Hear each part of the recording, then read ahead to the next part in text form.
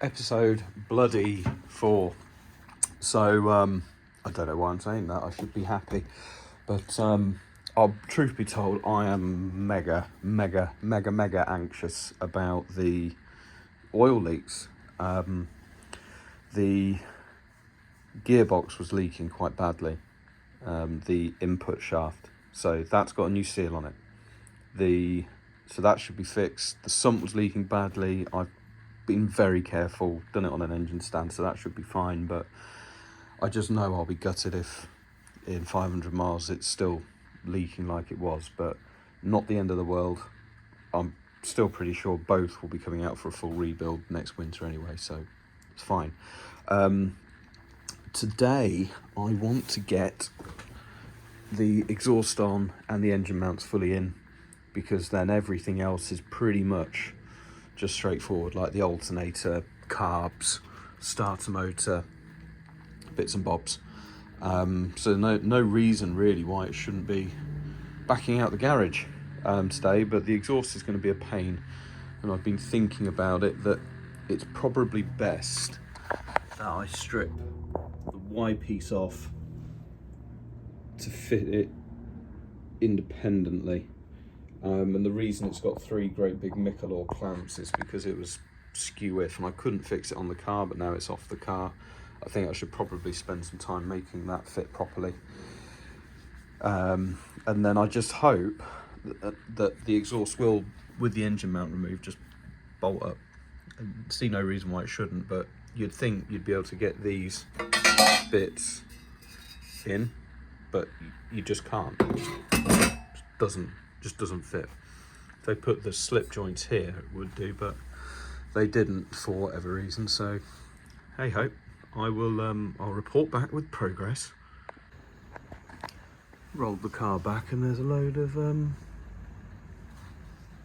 oil. It's just, well, I haven't got a filter on or anything. I don't know why I'm worrying. There's nothing to leak out. I haven't got any oil in it. Neither is a gearbox, and there's no water or anything, so ignore Naylor. Okay, I started taking this joint apart, which I made very secure, and decided against it, and instead I've just cleaned up these slip joints, which, hang on.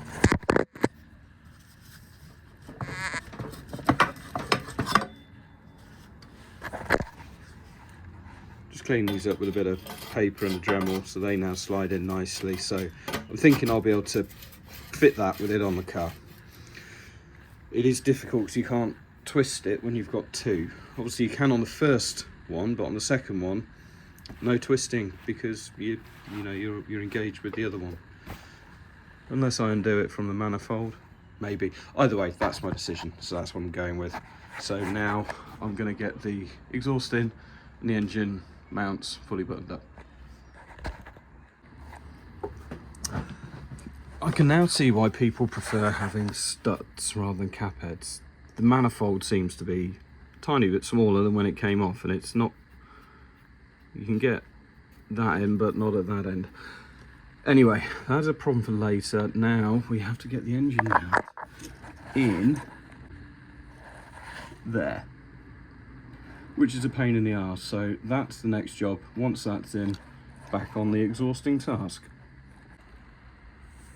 That was a horrible, massive struggle, but everything's in. That's nipped, that's nipped. That one isn't. You know, how the hell I'm going to get on it? That one isn't, but that's fairly easy. And then just got to do the 2 mounts up.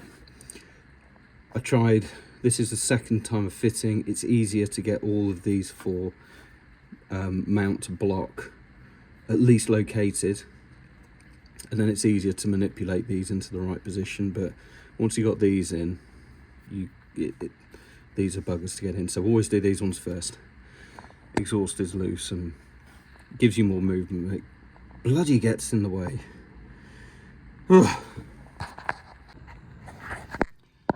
This is what you're faced with underneath, so you can get onto hang on. There we go, in the right position. You get onto him quite easily. And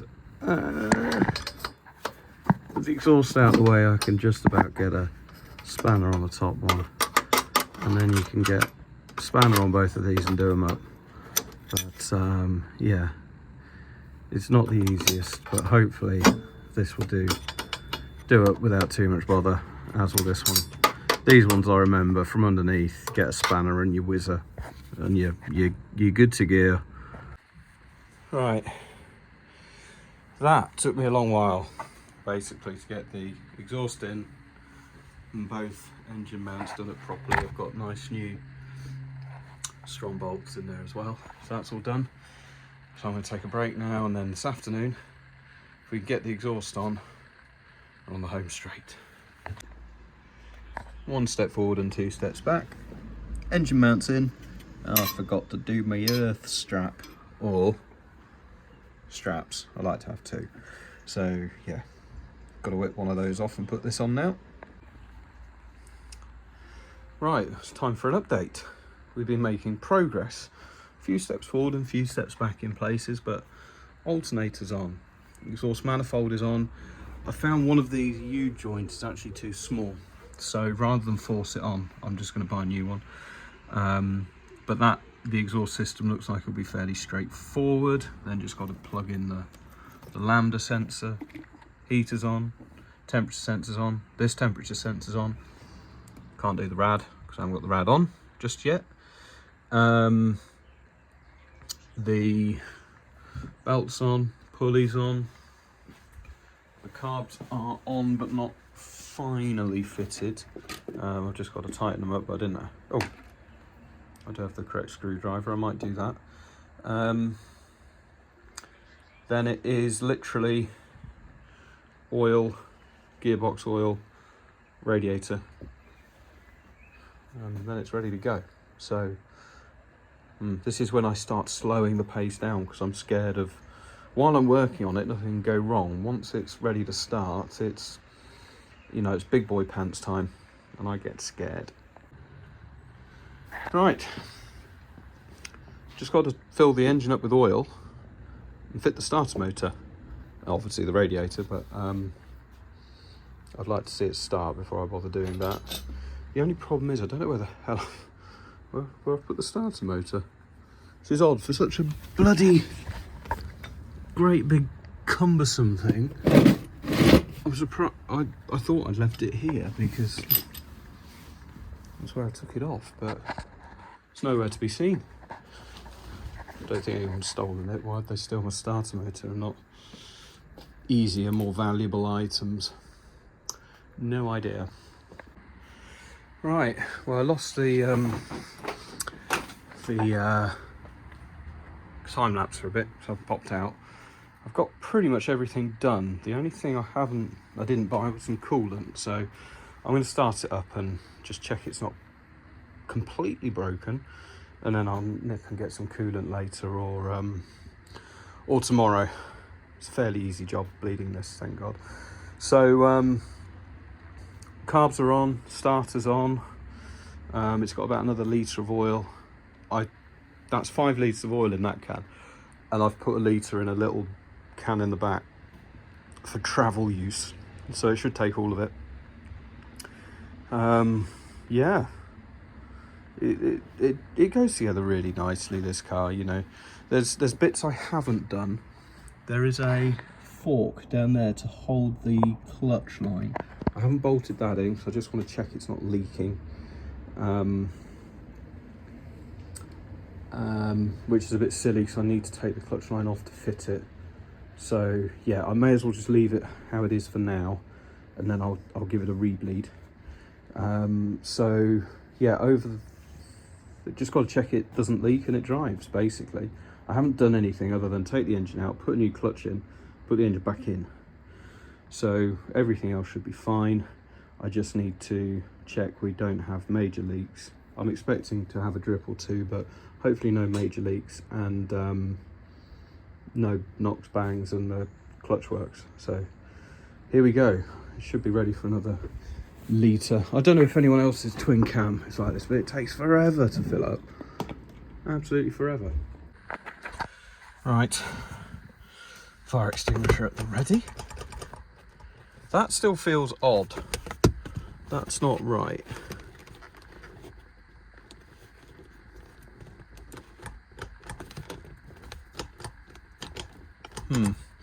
Right, let's turn the power back on.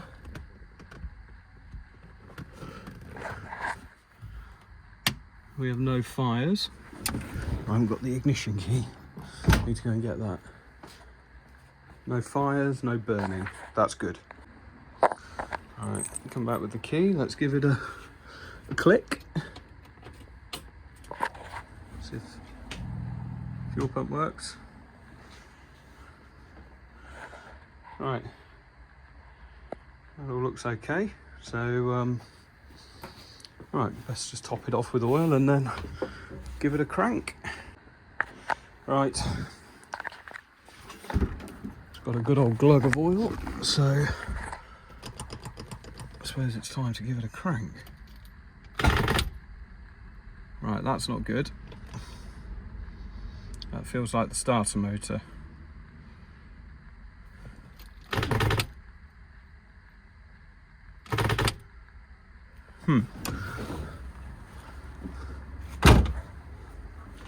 Haven't heard that noise before. What could it be? Have to investigate this. Right, I've checked everything's tight. This is concerning me still. Alright, let's give it a tickle. That sounds wrong. Sounds graunchy.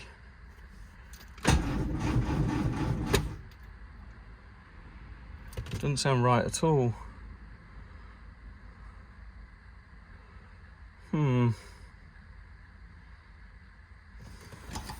Try it with the clutch in.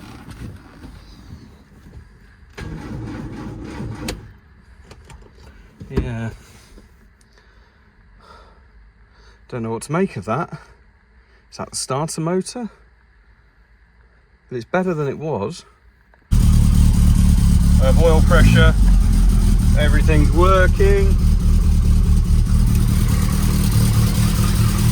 See loads of oil burning off. And a massive blow.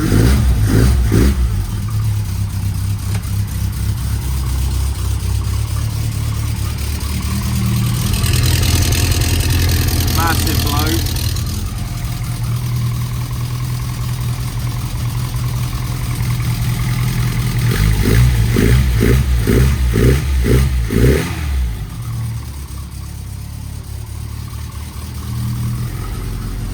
Right, the main test before it gets too hot is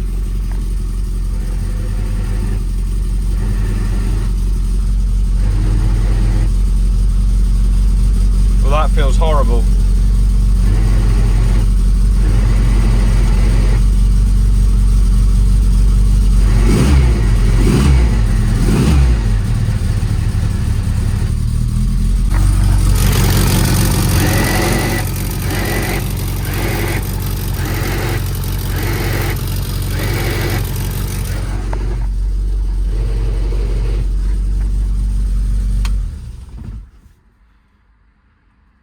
I'm going to say that's a complete and utter disaster.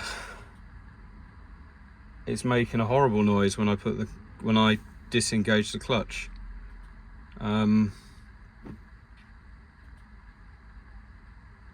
Fuck.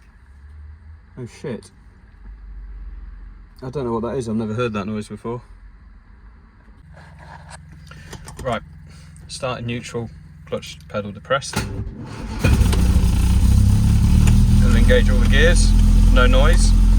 Release clutch. Push back.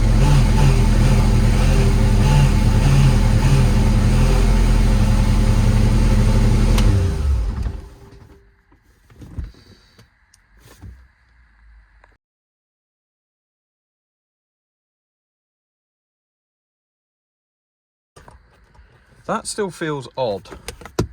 That's not right.